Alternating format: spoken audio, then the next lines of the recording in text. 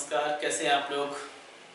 मैं सुखवीर सिंह अपने school डनेरा education के यूट्यूब चैनल पर अपने सभी फ्रेंड्स का स्वागत करता हूं। फ्रेंड्स, आज हम शुरुआत कर रहे हैं अरब आक्रमण और तुर्कों के आक्रमण की, और उनसे सवाल जो बनेंगे उन सवालों की हम चर्चा करेंगे, और कौन से सवाल जो आए हैं या आने की संभावना है उन सवालों की हम चर्चा करेंगे। तो चलिए हम शुरुआत करते हैं फ्रेंड्स अपनी इस आज के सेशन से। पहला सवाल हमारा यही है कि भारत में जजिया जो कर था सर्वप्रथम किस शासक ने लगाया था। जो जजिया कर है सबसे पहले किस शासक ने लगाया था। क्लियर। तो पहले ये जान लेना चाहिए कि जजिया है क्या।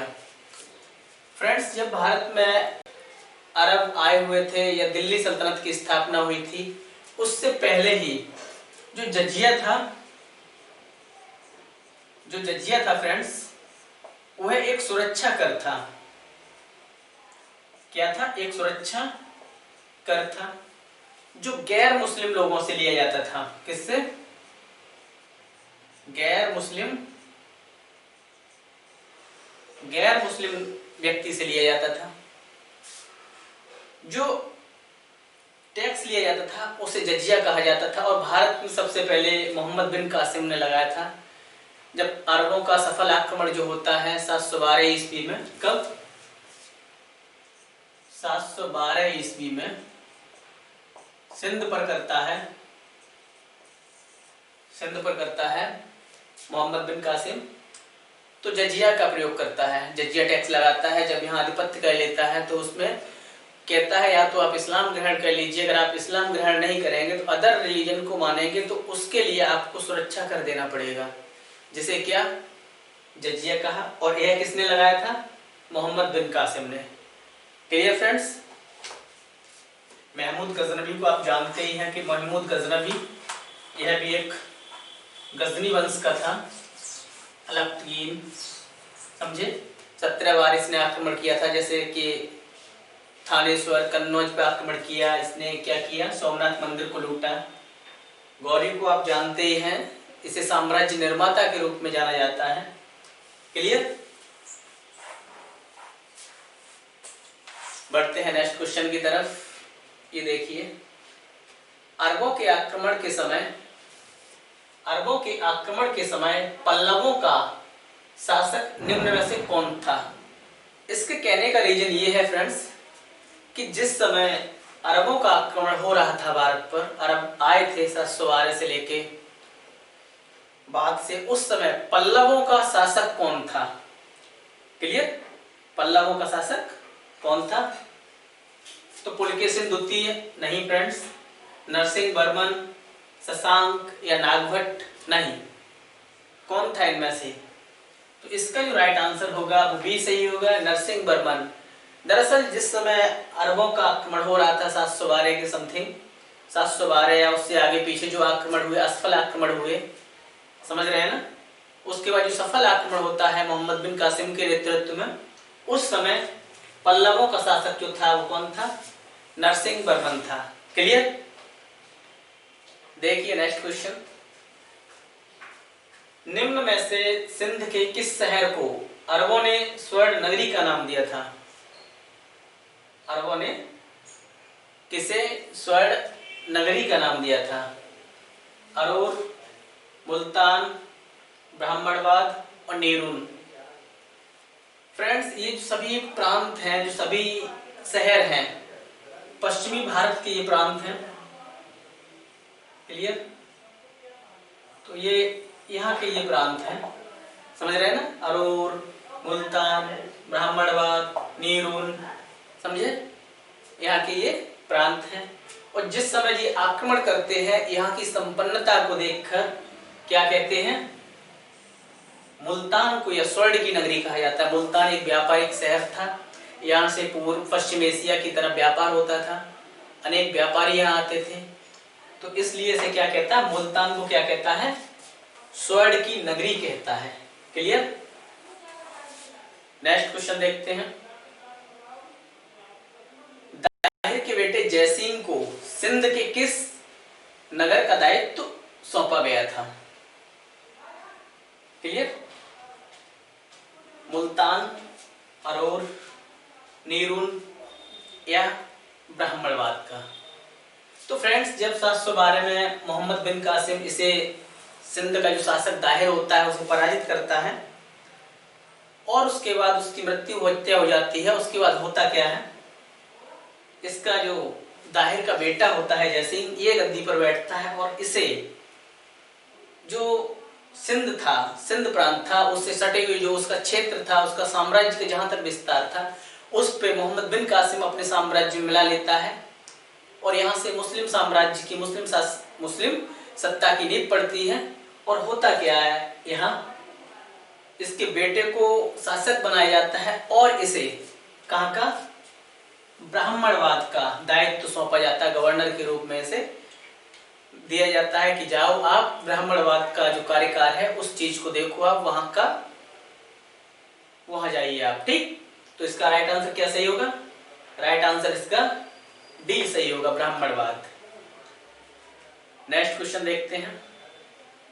अरब आक्रमण के समय सिंध पर कौन शासक कर रहा था? देवल, दाहिर, अंशुवर्मन, शशांक। तो बहुत सिंपल सा सवाल है, लेकिन कभी कभी क्या है, जब हम टप जाते हैं ना, तो जब हम नजर नहीं डालते हैं सिंपल सवाल पर, तो ऐसे ही सवाल कभी कभी पूछ लेता है। तो इसका जो राइट आंसर होगा वो भी सही होगा, दाहिर।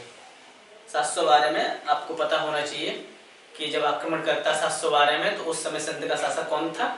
दाहिर था। आक्रमण की वजह भी आप जानते हैं कि जो अरबी जहाज थे, श्रीलंका से जो जहाज व्यापार करते थे, उन जहाजों को सिंध की जो सीमा है, उस सीमा में जो समुद्री सीमा थी अरब सागर में, उन जहाजों को लूट लिया जाता है। जो महिलाएं थी अरबियों की, उन महिलाओं के साथ अभद्रता, दुष्व्यवहार किया गया, दुर्व्यवहार किया गया। और जब यह बात अरब जाके पता चलती है, तो होता क्या है, वहां से मोहम्मद बिन कासिम आता है, पराजित करता है। क्लियर? और दाहिर पराजित होता है, मार दिया जाता है। क्लियर? इसकी जो दो बेटी होती है, सूर्या देवी, परमाल देवी, उन्हें खलीफा की सेवा में भेज दिया जाता है।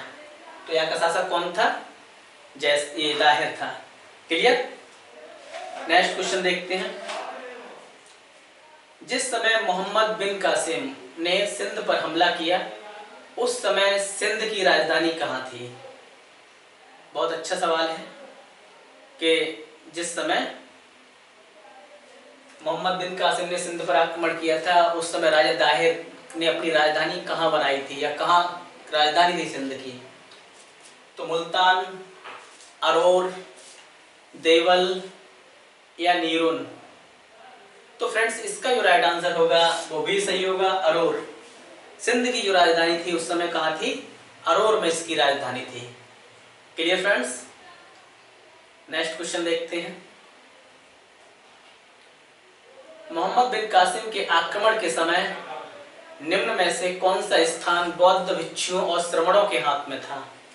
यानी मोहम्मद बिन कासिम ने जिस समय आक्रमण किया था, उस समय वह कौन सा भूभाग जो था वो बौद्ध भिक्षुओं और श्रमणों के संरक्षण में था? तो नीरून, सहवान, अरोर या मुल्तान। क्लियर? मोहम्मद बिन कासिम के समय तो इसका जो राइट आंसर फ्रेंड्स होगा, सी सही होगा, अरोर। अरोर जो स्थान था वो बौद्ध भिक्षुओं और श्रमणों के संरक्षण में था। क्लियर? नेक्स्ट क्वेश्चन देखते हैं। चचनामा ग्रंथ के अनुसार किसके आदेश पर मोहम्मद बिन कासिम की हत्या करवाई थी? क्लियर? चचनामा ग्रंथ के अनुसार किसके आधार पर मोहम्मद बिन कासिम की हत्या करवाई थी? दरअसल फ्रेंड्स होता क्या है, जो मोहम्मद बिन कासिम था फ्रेंड्स,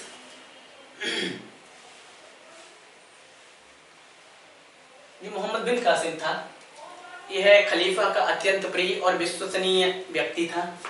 समझ रहे हैं ना? और होता क्या है,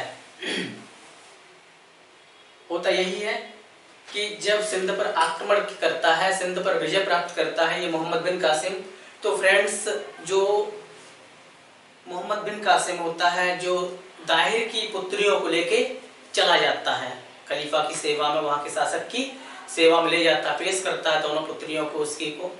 और बात यह सामने आती है कि जब वो लड़कियां सम्राट से, वहां के सम्राट से झूठ बोल देती हैं, कह देती हैं कि जो मोहम्मद बिन कासिम है उसने हमारे साथ शोषण किया है और अब हम और आप हमारा शोषण करेंगे, उसने पहले हमारा शोषण किया है। यह बात वहां के राजा को, जो सम्राट था, उसे बुरी लगती है और जो मोहम्मद बिन कासिम होता है ऐसी घटनाएं सुलेमान फैलाता है, ठीक है ना, और मोहम्मद बिन कासिम की हत्या कर दी जाती है।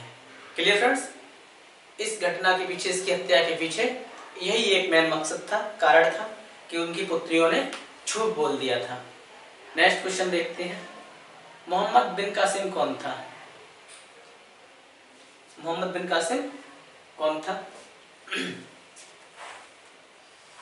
अल हज्जाज का दामाद, सुलेमान का भाई, सुलेमान का दामाद, या अल हज्जाज का भाई? तो जो मोहम्मद बिन कासिम था, जो अरब का शासक जो था अल हज्जाज, उसका दामाद था। राइट आंसर क्या होगा? ए सही होगा। क्लियर? राइट आंसर क्या होगा? अल हज्जाज का दामाद था। नेक्स्ट क्वेश्चन देखते हैं, भारत पर अरबों ने पहला सफल आक्रमण किसके नेतृत्व में किया था? पहला सफल आक्रमण पूछा है, यानी जिस समय यह अरबों वाली घटना हुई थी, जिस समय ये अरबों वाली घटना हुई थी, यानी कि 712 ईस्वी से हुई थी, जो इससे पहले, समझ रहे हैं ना, इससे पहले भी ये घटना घटित हुई थी फ्रेंड्स, इससे पहले भी यह घटना घटित हुई थी। 634 ईस्वी में भी आक्रमण हुआ था और भी बाद में कई आक्रमण हुए, लेकिन जो सफल आक्रमण हुआ मोहम्मद बिन कासिम ने किया था। क्लियर? इसका राइट आंसर क्या होगा? राइट आंसर फ्रेंड्स ए सही होगा। क्लियर? राइट आंसर क्या होगा? ए सही होगा। सफल आक्रमण जो हुआ था वो मोहम्मद बिन कासिम के नेतृत्व में हुआ था। नेक्स्ट क्वेश्चन देखते हैं, 644 में अरबों द्वारा किया गया सिंध अभियान किसके नेतृत्व में किया था? 34 में, 44 में जो अभियान हुए थे वो किसके नेतृत्व में किए गए थे? तो इसका जो राइट आंसर होगा यानी अल मुहब्बल, अब्दुल्ला बिन उमर या अल हरीस। तो इसका जो राइट आंसर, यानी 644 में जो असफल आक्रमण हुआ था वो अब्दुल्ला बिन उमर या खलीफा थे, इनके समय में यह आक्रमण हुआ था। क्लियर? यह खलीफा थे इस्लाम के और इन्हीं के समय क्या हुआ था? यह अभियान हुआ था। Clear friends? राइट आंसर सही है। बढ़ते हैं नेक्स्ट क्वेश्चन की तरफ। ये देखिए, ये गौरी से जुड़ा हुआ है, अरबों और गौरी को मिक्स करके, यानी तुर्कों को मिक्स करके हमने ये सीरीज बनाई है, आज का ये एपिसोड है। तो इसमें देखिए, मोहम्मद गौरी ने भारत पर आक्रमण के क्रम में सर्वप्रथम आक्रमण किस देश पर किया था? किस देश पर आक्रमण किया था? अनहिलवाड़ा पर, या पंजाब पर, या कन्नौज पर, या मुल्तान पर? तो फ्रेंड्स इसका जो राइट आंसर सही होगा, मुल्तान पर आक्रमण किया था इसने। क्या? राइट आंसर डी सही होगा। गौरी ने, जो इस पे गौर दे रहा है, यहाँ थोड़ा मिस प्रिंट हो गया है, ठीक है ना, गौरी ने भारत पर जो आक्रमण का क्रम था, सबसे पहला आक्रमण क्या किया था? मुल्तान पर किया था। Clear friends? कहाँ किया था? मुल्तान पर किया था। बढ़ते हैं नेक्स्ट क्वेश्चन की तरफ। उसके बाद उसने अनिलवाड़ा, पंजाब को भी विजय किया था। नेक्स्ट क्वेश्चन देखिए, मोहम्मद गौरी का मूल नाम क्या था? मोहम्मद गौरी का मूल नाम क्या था? गौरी गौरी तो कहते हैं, कभी कभी पूछ सकता है, बहुत सारे लोग ऐसे हैं जिन्हें यह नाम नहीं पता है।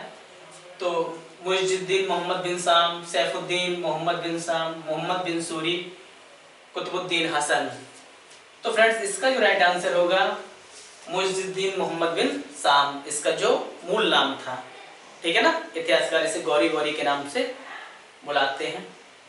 नेक्स्ट क्वेश्चन देखिए, गजनी के सुल्तान महमूद गजनवी ने भारत पर कितने आक्रमण किए थे? जो गजनी था इसने भारत पर कितने आक्रमण किए थे? 14, 15, 16 या 17? तो मोहम्मद जो गजनवी था, महमूद गजनवी जो था, इसने कितने आक्रमण किए थे? भारत पर 17 आक्रमण किए थे। 17 बार आक्रमण किया था, जिसमें अनेक बार इसने आक्रमण किए, जिसमें 17 माने जाते हैं। 1001 ईस्वी से लेके कितने? 1001 ईस्वी से लेके 1027 ईस्वी तक यह आक्रमण करता रहा। क्लियर? इसमें जयचंद पर भी आक्रमण किया इसने, सोमनाथ मंदिर को भी लूटा, मथुरा को भी इसने लूटा। समझ रहे हैं ना? उसके बाद जो सोमनाथ का मंदिर था 1025 ईस्वी में जो आक्रमण किया, लूटा। तो जब सोमनाथ का मंदिर है पर यह लूट करके वापस जा रहा था, तो जो अंतिम आक्रमण इसने वापस किया था वो वापस में प्रतिरोध में किया था, क्योंकि जब सोमनाथ मंदिर लूटते समय कुछ जनजातियां थी, उन्होंने खुक्कर टाइप की उन्होंने आक्रमण किया था। समझ रहे हैं ना, गजनवी पे। तो उसका बदला लेके अंतिम आक्रमण इसने 1027 में किया था। नेक्स्ट क्वेश्चन देखते हैं फ्रेंड्स, महमूद गजनवी को जुबली का महमूद क्यों कहा जाता है? महमूद गजनवी को जुबली का महमूद क्यों कहा जाता है? तो उसका क्या रीजन है? क्या उसके पिता जुबलिस्तान के थे, या वह स्वयं जुबलिस्तान में पैदा हुआ था, या उसकी माता जुबलिस्तान की थी, या उसके वंशज जुबलिस्तान के थे? दरअसल फ्रेंड्स, जो आज का हम अफगानिस्तान, ईरान की जो बात करते हैं, वहाँ एक स्थान पड़ता है, ये जुबलिस्तान। समझ रहे, एक छोटा सा स्थान है। वहाँ उसकी माँ थी। जैसे जब महात्मा बुद्ध को देखते हैं तो उनकी माँ किस वंश से थी? तो कोलिय गणराज्य से थी। पिता क्या थे? शाक्य थे। उसी प्रकार से यहाँ इसके बारे में चर्चा की जाती है कि उसकी माँ क्या थी? जुबलिस्तान की थी, इसलिए उसे जुबली का महमूद कहा जाता है। Clear friends? नेक्स्ट क्वेश्चन देखिए, अलख्तगीन की मृत्यु के बाद कौन गद्दी पर बैठा? यानी अलख्तगीन के बाद यानी 962 से लेके 77 तक ये अलख्तगीन रहा। इसकी मृत्यु हो जाती है क्योंकि इसने गजनी को राजधानी बनाया, अनेक तुर्क अभियान किए। ठीक है ना? और इसके बाद जो शासक होता है वो कौन होता है? राइट आंसर बी सही है, यानी 977 से लेके 97 तक। क्लियर? सुबुक्तगीन इसका शासक बनता है, समझे?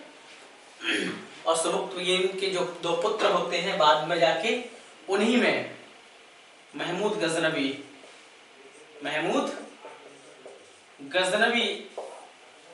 शासक बनता है। क्लियर? तो इसका राइट आंसर क्या होगा? सुबुक्तगीन होगा। 977 से लेके 997 तक शासक करता है। ठीक, बढ़ते हैं नेक्स्ट क्वेश्चन की तरफ। ये देखिए, तारीख सुबुक्तगीन पुस्तक निम्न में से किसने लिखी है? तारीख सुबुक्तगीन अच्छी पुस्तक है। इसमें अरबी और जो तुर्क हैं उनका इतिहास और इस्लाम की जो भारत में आता है इसकी शुरुआती जानकारी मिलती है। तो जो इसका ए सही है या बी सही है, यूसनवी, अलबरूनी का तो आप जानते हैं, अलबरूनी की भारत पुस्तक है, अलबरूनी का भारत। जो इसके है तारीख सुबुक्तगीन के जो राइटर हैं वो बेहानी है। क्लियर? राइट आंसर ए सही होगा। बढ़ते हैं नेक्स्ट क्वेश्चन की तरफ। तुर्क सल्तनत की स्थापना किसने की थी? अच्छा क्वेश्चन है। क्या? तुर्क सल्तनत की स्थापना किसने की? तुर्की की। तो कौन है? महमूद गजनवी नहीं, इसने गजनी वंश की स्थापना की थी। मोहम्मद गौरी, मुइजुद्दीन, कुतुबुद्दीन ऐबक ने दिल्ली सल्तनत, ममलूक वंश या गुलाम वंश। लेकिन जो इसका राइट आंसर होगा गौरी, जो तुर्क सल्तनत है इसकी जो स्थापना की थी वो किसने की थी? मोहम्मद गौरी ने की थी। Clear friends? बढ़ते हैं नेक्स्ट क्वेश्चन की तरफ। ये देखिए, महमूद गजनवी ने सर्वप्रथम किस हिंदुशाही शासक पर आक्रमण किया था? महमूद गजनवी ने सर्वप्रथम किस हिंदुशाही शासक पर आक्रमण किया था? तो आप इसे देखिए, पृथ्वीराज चौहान, भीमदेव प्रथम या जयपाल प्रथम या इनमें से कोई नहीं। तो जो इसका राइट आंसर होगा फ्रेंड्स वो भी सही होगा, भीमदेव प्रथम पर। दरअसल भीमदेव अल्पवयस्क थे और इनकी जो मां थी नायका देवी, इनके संरक्षण में यह आक्रमण हुआ था। क्लियर? 1001 ईस्वी में करता है ये, 1001 ईस्वी में भीमदेव प्रथम पर आक्रमण करता है। क्लियर? राइट आंसर बी सही होगा। बढ़ते हैं अपने नेक्स्ट क्वेश्चन की तरफ, अंतिम पड़ाव की तरफ। अच्छा क्वेश्चन है, महमूद गजनवी ने सोमनाथ पर आक्रमण कब किया था? 1073, 1030, 1025 या 1019 ईस्वी में? कैप्चुअल क्वेश्चन है, अच्छा क्वेश्चन है। राइट आंसर इसका सी होगा। 1025 ईस्वी में क्या करता है? सोमनाथ मंदिर को लूटता है। सोमनाथ कहाँ पड़ता है? जो गुजरात में स्थित है। क्लियर? इसमें होता क्या है, दरअसल भारत में इतनी संपत्ति थी और जो संपत्ति थी भारत में धर्म इतना हावी था, क्योंकि जो राजाओं की महाराजाओं की जो संपत्ति जो थी वो दरअसल मंदिरों में ही थी। तो उसने क्या किया, टारगेट मंदिरों को लूटना बनाया। और इस मंदिर की एक विशेषता यह भी थी कि जो मंदिर है,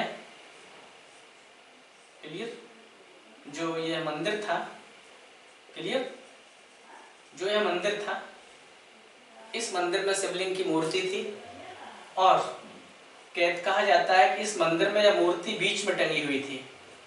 क्या? बीच में टंगी हुई थी। इसमें शायद मैग्नेटिक इफेक्ट था, तो काफी इसने इस मंदिर का प्रभाव सुना था। तो जब यह ऐसे हिलाता है तो इधर उधर होता है, समझे ना? तो मूर्ति थोड़ा हलती है। तो इस चक्कर में वह यह भी जानना चाह रहा था कि इसमें क्या तकनीक का प्रयोग हुआ है, और यहाँ से अकूत संपत्ति इसने प्राप्त की थी, जो 1025 के समथिंग आक्रमण करता है। चलिए फ्रेंड्स, हम अपनी सीरीज को आज यहीं विराम देते हैं। मिलते हैं फिर कल नई सीरीज के साथ। दिल्ली सल्तनत की स्थापना कराते हैं, देखेंगे कि कुतुबुद्दीन ऐबक, रजिया सुल्तान, बलबन और जो छोटे छोटे शासक हैं या फिर इल्तुतमिश हुआ, इनसे देखेंगे कौन से सवाल बनते हैं। तो आज फ्रेंड्स बस इतना ही, आपसे विदा लेते हैं। बढ़िया रहिएगा, इस कोरोना से बचाव रखिए, ठंडी भी बहुत आ रही है, आप अपनी हिफाजत कीजिएगा और आप ऐसे ही हमसे जुड़े रहिएगा। तब तक के लिए चलते हैं, बाय बाय।